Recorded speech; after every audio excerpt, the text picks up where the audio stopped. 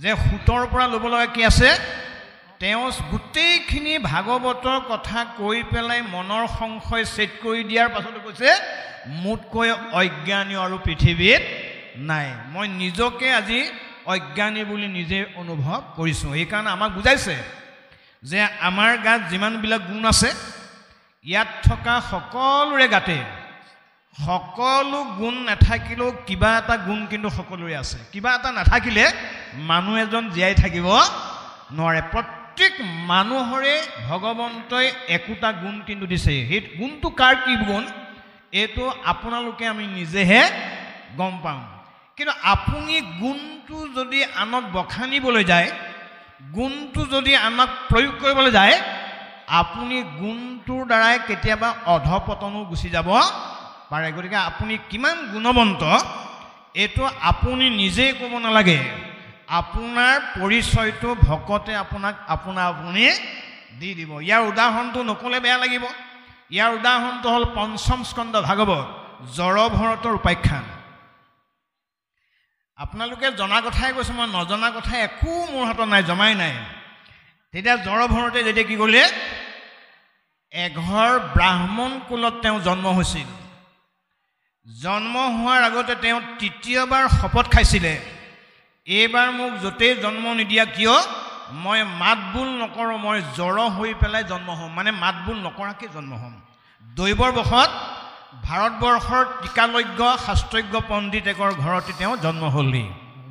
জন্ম হোৱাৰ পাছত 5 বছৰৰ পাছত যেতিয়া তেওঁলোকক বেদ জ্ঞান দিবলৈ আহিলে বেদ জ্ঞান দিবলৈ আহোঁতে মন্দিৰত তেতিয়া তেওঁ প্ৰথম দেউতাকক মাতিছিল দেউতা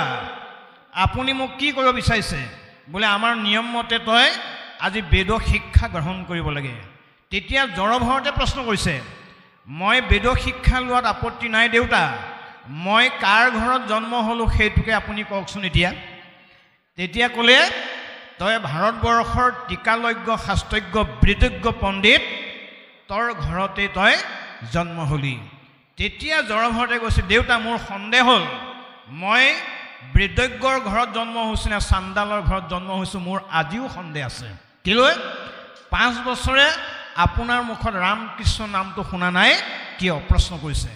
যদি আপুনি বৃদ্ধজ্ঞই হয় শাস্ত্ৰজ্ঞই হয় আপুনি 5 বছৰে কৃষ্ণ নামটো আপোনাৰ মুখত শুনা নাই কিয় আৰু গতিকে দেউতা মই আপোনাৰ বংশত নাথাকোঁ মই দৰকাৰ হ'লে দোলা বাহন কৰিবলৈ যাম তথাপিতো আপোনাৰ দৰে পিতৃঘৰত মই কেতিয়াও নাথাকোঁ গালি পাৰিছে কি বুলি হে ৰাম দ্বিজ হৈয়া নকৰয় কৃষ্ণত ভকতি চাণ্ডালত অধিক ভৈলি তই মন্দমতি বুলি গালি পাৰিলে গালি পেলাই তেওঁ কপিল মুনি আশ্ৰমলৈ গৈ দোলা বাহন কৰিছেগৈ ৰহুগণ ৰজাক উঠাই লৈ গৈছে মাজে মাজে তেওঁ দেও দি গৈছে মাজে মাজে দুপিয়াই গৈছে কপিল মুনি আশ্ৰম নোপোৱাৰ আগতে দোলাখন যেতিয়া থোৱাৰ লগে লগে ৰহুগণ ৰজাই ক'লে তুমিয়েই বাৰু কপিল নেকি বোলে কিয় বোলে আপোনাৰ গাত মই বহুত গুণ দেখা পাইছোঁ মনত ৰাখিব লাগিব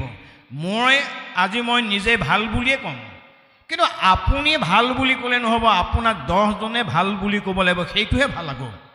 তেতিয়া ৰহুগণ ৰজাই ক'লে আপোনাৰ গাত মই 12টা গুণ দেখা পাইছোঁ তেতিয়া কপিল মুনি আশ্ৰমলৈ যোৱা জড়ভৰতে প্ৰশ্ন কৰিলে যে আমাৰ গাত কি কি গুণ দেখা পাইছা তেতিয়া জড়ভৰতৰ গুণগীতা ৰহুগণ ৰজাই ক'লে কি বুলি সত্য ধৰ্ম দম তপ জপ যজ্ঞ বৰ অনুসূয়া ধৃতি ক্ষমা লজ্জা অমৎসৰ দান সমে এহি বাৰ গুণ ব্ৰাহ্মণৰ সৰ্বদাৱে যুক্ত কৰে যিটো দি জবৰ গতিকে আমাৰ গাত থকা গুণকেইটা আনে যেতিয়ালৈকে স্বীকৃতি নিদিব তেতিয়ালৈকে আপুনি ভাবিলে আপোনাৰ ভাৱটো শুদ্ধ নহ'বও পাৰে গতিকে এতিয়া সুতে প্ৰমাণ কৰিছে যে আপোনালোকে যিমানখিনি কথা সুধিলে মই ক'লোঁ, এতিয়া কওকচোন বাৰু আপোনালোকৰ মনৰ সংশয়। তেতিয়া তেওঁলোকে ক'লে, আজি আপুনি আমাক জ্ঞানৰ সন্ধান দিলে, আৰু কিমান আছে আপুনি হৰি কথা কওক। তেতিয়া তেওঁ কৈছে, মই নিষ্পেষিত কলুষিত, মই একোৱেই নাজানো, তথাপিতো তোমালোকে মোৰ পৰা জ্ঞান লৈ যেতিয়া জ্ঞানৰ পোহৰ পালা, তাতে মই ধন্য আৰু কৃতকৃত মানিছোঁ বুলি এইকণ সময়লৈকে পৰীক্ষিত ৰজা কোৱাৰ চলেৰে সুত মহামুনিয়ে শৌনকৰ প্ৰমুখে ঋষিমুনিসকলৰ আগত এই কাহিনীটো অৱস্থাপন কৰিব লগা হৈছিল। আমি জয় জয়তে আসন লওঁতে মই কথা এটা শুনি আছিলোঁ বোলো, উত্তৰটো লাহে লাহে দিম। এগৰাকী আই মাতৃয়ে কৈছিল, যে একদম ধুনীয়াকৈ শুনি আছোঁ কথাটো, যে জীৱবিলাক এই যে ৰজা পৰীক্ষিতে 4টা কথা গম পাইছিলে বুলি কৈছোঁ। মই কোন, মই ক'ৰ পৰা আহিছোঁ, মই কি কৰিব লাগে আৰু মই ক'লৈ যাম। এগৰাকী আই মাতৃয়ে জানিয়ে মানে এইটো প্ৰকাশ কৰা নাই, অলপ লাহে লাহে কৈ আছিল। এই কোন ক'লৈ যায়নো কেনেকৈ জানিব বুলি কৈছিলে। মই অকণমান মনলৈ অনুভৱটো আহি আছে। এতিয়া উত্তৰটো কিন্তু দিছে ইয়াত। এতিয়া আইগৰাকীয়ে যদি ভাবিছিলে কথাটো শুনি ল'ব, কোন ক'লৈ যাব, বৰ্তমান কৰ্মৰ ওপৰতে আপোনাৰ ৰাস্তাটো সিদ্ধান্ত হৈ আছে। আপুনি কি কৰ্ম কৰিছে সেইমতে ৰাস্তাটো আপোনাৰ কাৰণে গোসাঁই বনাই থৈছে। এতিয়া গোসাঁই অৰ্জুনে সুধিলে, জীৱবিলাক গুচি গ'লে আপোনাত লীন হয়নে নহয় কেনেকৈ জানিব জীৱবিলাকে, প্ৰমাণ কৰি দেখুৱাব লাগে। তেতিয়া ভগৱন্তে কৈছিল, অৰ্জুন, মোৰ অংশ জীৱবিলাকে মোৰ লীন যাবলৈ হ'লে মোৰ বাণী কেইটামান পালন কৰিব লাগিব। কি কৰিব লাগিব? মোহৰ চৰণ ভজে যিতুজন, মোহৰ স্থানক পাই অহয়া পাৰিষদ থাকে বৈকুণ্ঠত, তাৰ জন্ম মৃত্যু নাই। যে যি কলিযুগত ভাৰতবৰ্ষৰ দৰে পুণ্যভূমিত আহি জন্মগ্ৰহণ কৰিলেহি, জন্মগ্ৰহণ কৰি যদি মোৰ চৰণ সেৱা কৰিছে, মোৰ নাম লৈছে, ই মোতেই লীন যাব পাৰিব। এতিয়া প্ৰশ্ন মাধৱক কৰি মাধৱপুৰুষক কৰিব লাগিব, কেনেকৈ যাব? আমি যাবৰ সময়ত আপোনালোকে প্ৰমাণ কৰি চাব, নামঘৰীয়া এজনো যাবৰ সময়ত কৃষ্ণ বুলি ক'ব নোৱাৰে, পাঠক এজনো যাবৰ সময়ত কৃষ্ণ বুলি ক'ব নোৱাৰিব পাৰে, আৰু এজন আলোচকো যাবৰ সময়ত কৃষ্ণ বুলি ক'ব নোৱাৰিবও পাৰে। তেতিয়া আমি প্ৰমাণটো কেনেকৈ পাম? এতিয়া মহাপুৰুষ মাধৱদেৱক প্ৰশ্ন কৰিম, প্ৰমাণ কেনেকৈ পাব? মহাপুৰুষ মাধৱদেৱে ঘোষাত লিখিছে যে জীৱবিলাক যাবৰ সময়ত 3টা বেমাৰৰ কাৰণে মৃত্যু হ'ব লাগে। কি কি? কফ, বাত আৰু পিত্ত। এই 3টা কাৰণত জীৱবিলাক ইয়াৰ পৰা গুচি যাব লগা হয়।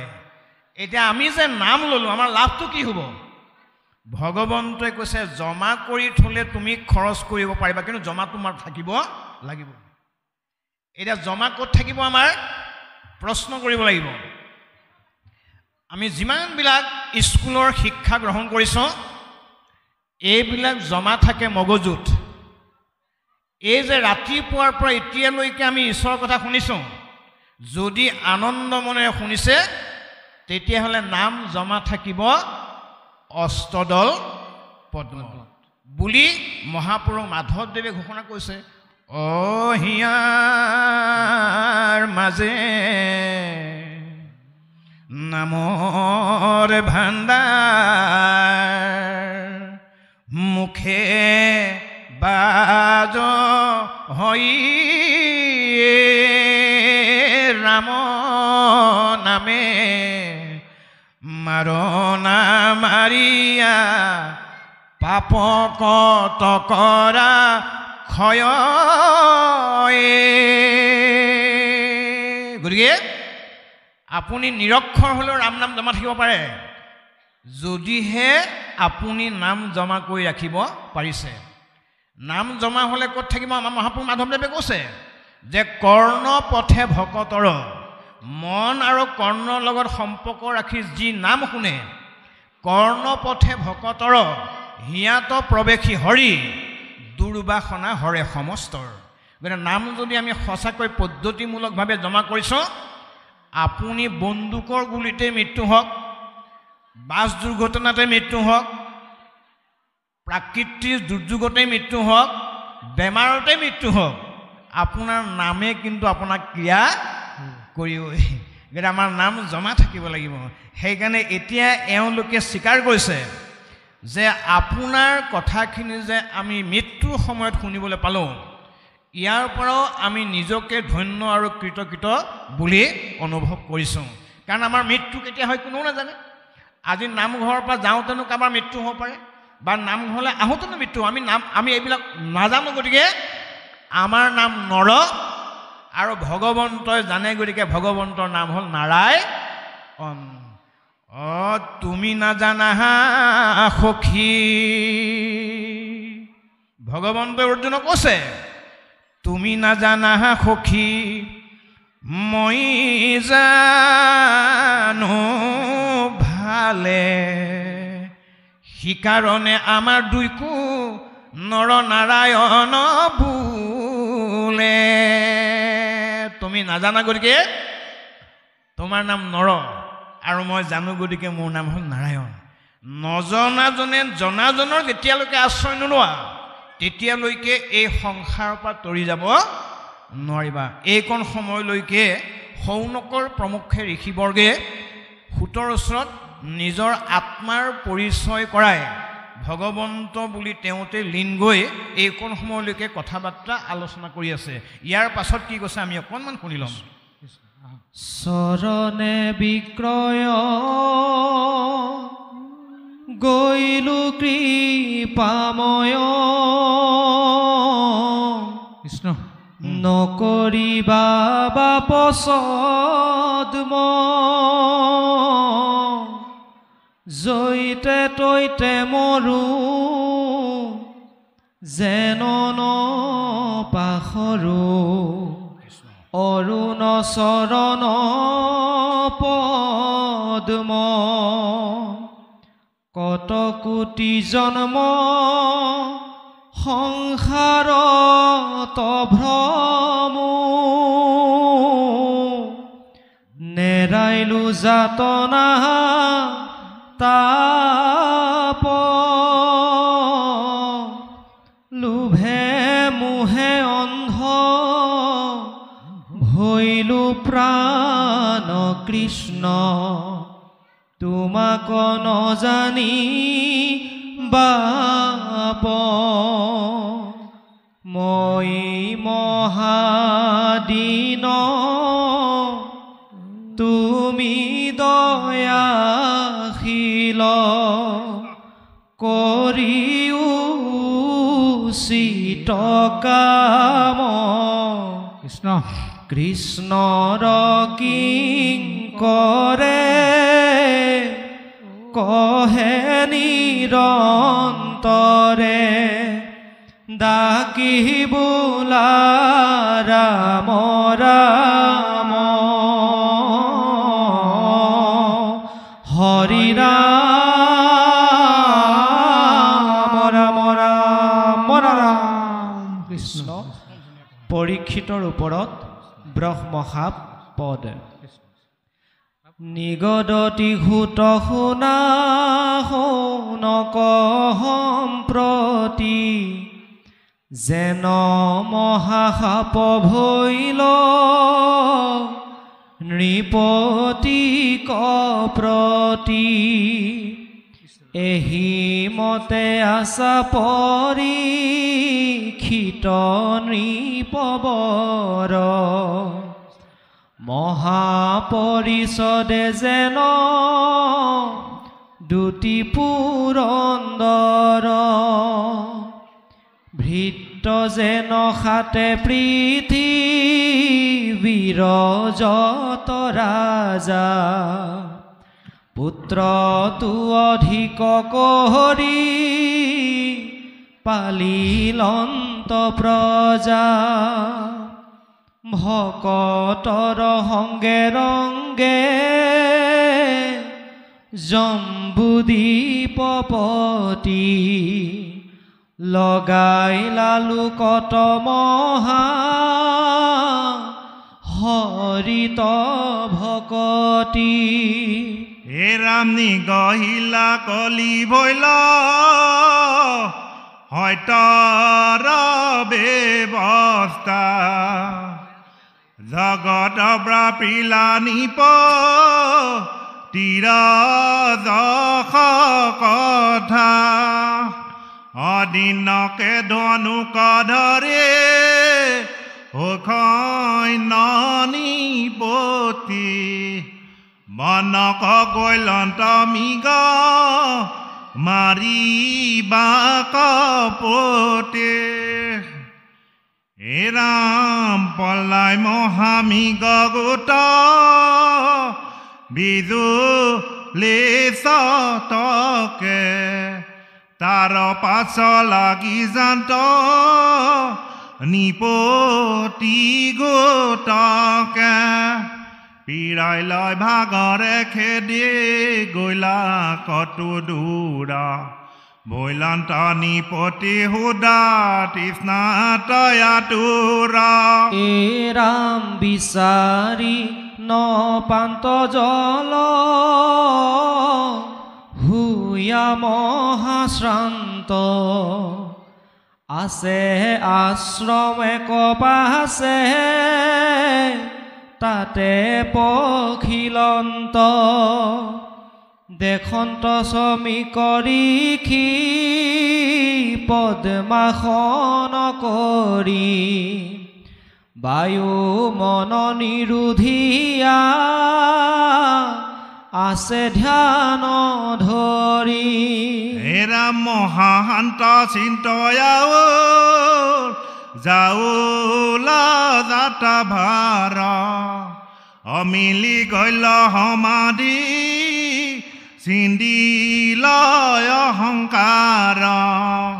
মইলা ব্ৰহ্মময় নাহি গাঁৱত চেতন উদাতুৰ হৈয়া ৰাজা বোলে লাবচন হে ৰাম শুকাই উঠ কণ্ঠ মুক কৰ জলদান দুনাই দুনাই মাতন্তনে দন্ত সমিধান তৃষ্ণায়ে পীড়িত নৃপ খুজি নপাই পানী কৃষ্ণ কৰিলন্ত কূপ সমিকক মহামানী অজানো মোক বোলে কোন কেতিয়া ধৰ্ম কিহকে পখিলৈ আহি মোহৰায়া সম তাতে হে বাগামুক কৰে তমান আখি মুদি বখি ধৰি আছে মিছা ধ্যান হে ৰামেহি বুলি মৰা সাপ আনি ধনু আগে সমীকৰ গলতয়াৰিলা মহাভাগে হেন মন্দমতি নতু মিলে কুকাল হস্তিনাপুৰক পাছে গৈলা মহিপাল অসমীকাৰ তনয় তেজ হিঙি পাছে হৰিষি পুত্ৰ সমেখেৰি খেলা বন্তে আছে অহুনীলন্ত ধ্যান তয়া আসন্ত মোৰ বাপ অপৰীক্ষিত ৰাজা গলে আৰিলে কহাপ চালে ভাল লাগিব বাৰু কৃষ্ণ ইমান সময়লৈকে এটা সুন্দৰ কাহিনী অৱগত কৰিছে মই যিমান পাৰে পাঠখিনি আগবাঢ়িব দিছোঁ কাহিনীটো ওলালে কথাখিনি কৈ ভাল লাগিব যে ইমান সময়লৈকে আমাৰ পাঠকে পঢ়োঁতেন গম পাইছে 10 নম্বৰ পদলৈকে ৰজা পৰীক্ষিতে কিন্তু কাকো অন্যায় কৰা নাছিল তেওঁ প্ৰজাৰ হিতৰ কাৰণে কাম কৰিছে আৰু ধৰ্ম শিক্ষা দান দিছে ৰাম কৃষ্ণ বুলি ক'ব নোৱাৰা মানুহজনক তেওঁ ৰাম কৃষ্ণ বুলি কোৱাইছে সেই সময়লৈকে ঠিকেই আছিল আউলটো লাগি গ'ল যেতিয়া লোভৰ বশৱৰ্তী হৈ হাতত ধনুকাৰ লৈ মৃগ তৃষ্ণাৰ কাৰণে সৈন্যসকলক লৈ গ'ল লৈছিল তেতিয়ালৈকে হিচাপটো ঠিকেই আছিল কিন্তু যেতিয়া দুভাগ ৰাতি লোভৰ বশৱৰ্তী হৈ সৈন্য সামান্তক গুৰুত্ব নিদি দুৰ্ঘোৰ অৰণ্যৰ মাজত সোমাই গ'ল তেতিয়াই তেওঁ অকণমান বিপদৰ সন্মুখীন হ'ব লগা হ'ল এওঁ মাজত গৈ পেলাই চালেগৈ যে মোৰ লগত অহা দেখোন সৈন্য এজনো নাই মই অকলে নেকি বাৰু চাওঁচোন কোন আছে বুলি গৈয়ে থাকোঁতে এজন মুনিয়ে তপস্যা কৰা দেখা পালে নামটো আছিল শ্ৰমিক মহামুনি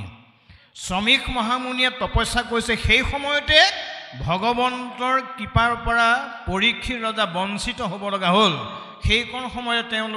তেওঁ পানী খাবলৈ মন গ'ল বুলি পদে আমাক অনুধাৱন কৰাইছে পানী খাবলৈ মন গ'ল তেওঁ তপস্যা কৰি থকা ঋষিজনকে প্ৰথম পানী খুজিলে প্ৰথম খোজাটো তেওঁ বেয়া নাছিল ভদ্ৰ আৰু নম্ৰ ভাবি খুজিছিল কিন্তু 2 নম্বৰ তেওঁ অহংকাৰ এটা আহি গ'ল এইখন দেশৰে মই ৰজা এইখন দেশৰে তই হলি প্ৰজা ৰজাক কি সন্মান কৰিব লাগে নাজানো বুলি ধেনুৰ একেবাৰে বেকা অংশটোৱে লাহেকৈ ডিঙিত গৈ পেলাই আক্ৰমণ কৰি দিলে আক্ৰমণ কৰি দিয়াৰ লগে ভগৱন্ত অসন্তুষ্ট হ'ল অসন্তুষ্ট হৈ ভগৱন্ত কি ক'লে যাওঁগে বুলি ভবা কথাটো কোৱাৰ লগে লগে বিপৰীত ফালে এডাল মৰা সাপ দেখা পালে তেতিয়া ৰজাই ভাবিলে তই যদি মোক নামাতই মই এই সাপডালকে এনেকৈ মেৰাই দিওঁ বুলি কাহিনীটো আৰম্ভ কৰিছে সেইকণ সময়লৈকে তেওঁ অকলে ধ্যান কৰি আছিল তাৰ পাছত সিংগীমুনিয়ে খেলি ধুলি আছিল সিংগীমুনিয়ে দেউতাকৰ খবৰ ল'বলৈ আহি দেখা পালে যে এজন ৰজায়ে এডাল মৰা সাপ দি পেলাই ঘোঁৰা লৈ পেলাই গুচি গ'ল তেতিয়া ৰজা পৰীক্ষিতক সিংগীমুনিয়ে সাপ দিলে কি বুলি ক'লে যে সপ্ত দিন হন্তে তোক তক্ষকে দংশ কৰ মানে সাপ দি দিলে তেতিয়া শ্ৰমিক মুনিয়ে সাৰ পাই পেলাই ক'লে বোপা তুমি কাক সাপ দিলা বোলে আপোনাৰ গলত মেৰিয়াই যোৱা সাপটো যে দিছিলে এইখন দেখুৱাই ৰজা চাগে মই সেই ৰজাকে সাপ দিলোঁ তেতিয়া সিংগীমুনিক শ্ৰমিকে ক'লে বোপা এইটো তুমি ভুল কৰিলা কেলৈ সাপ দিব লাগিছিল মই মোৰ গলত সাপ মাৰাইছে মোৰ গলত সাপটো মেৰুৱাৰ ফলত তুমি কেলৈ সাপ দিলা সাপটো ময়ে দিব লাগিছিল আৰু মই নিদিয়া কাৰণ এটা আছে মই ইমান বুৰ্বকো নহয় মই নিদিয়া কাৰণটো মই তোমাক বুজাই থৈ যাব লাগিব কিয় নিদিলা তেওঁ এজন বিষ্ণু ভগৱন্তৰ প্ৰতি বিশ্বাস থকা ৰজা বিষ্ণু ৰজা মানে অৰ্থাৎ বৈষ্ণৱ ৰজা যে বৈষ্ণৱ ৰজা এজনক সাপ দিব পাৰিম কিন্তু তেওঁতো গ্ৰহণ নকৰিব গ্ৰহণ নকৰিলে কি হ'ব মই দিয়া সাপ আহি পেলাই মোকেই ধ্বংস কৰিবহি বুলি পৰীক্ষিত ৰজাক উদাহৰণ দি পেলাই শ্ৰমিক মুনিয়ে ক'লে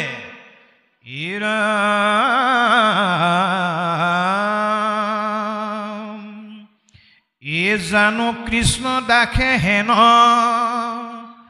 নকৰে বিঘাত অমোচন পাপ আবে ৰহিব মাত আমি দিয়া সাপ যদি তেওঁ আশীৰ্বাদ বুলি লয় সেই সাপৰ কাৰণে আমি নিজেই ধ্বংস হ'ব লাগিব বুলি তেওঁ অনুভৱ কৰাইছে ইয়াৰ পৰা আমাক কি বুজাব গৈছে ইয়াৰ পৰা বুজাইছে এইটোৱেই যে আমি কাৰোবাৰ হৈ পেলাই কোনোবাই সাপ দিব নালাগে যদি আপুনি সঁচাকৈ ভগৱন্তৰ প্ৰতি বিশ্বাস আছে ভগৱন্তক যদি আত্মা বুলি স্বীকাৰ কৰে আপুনি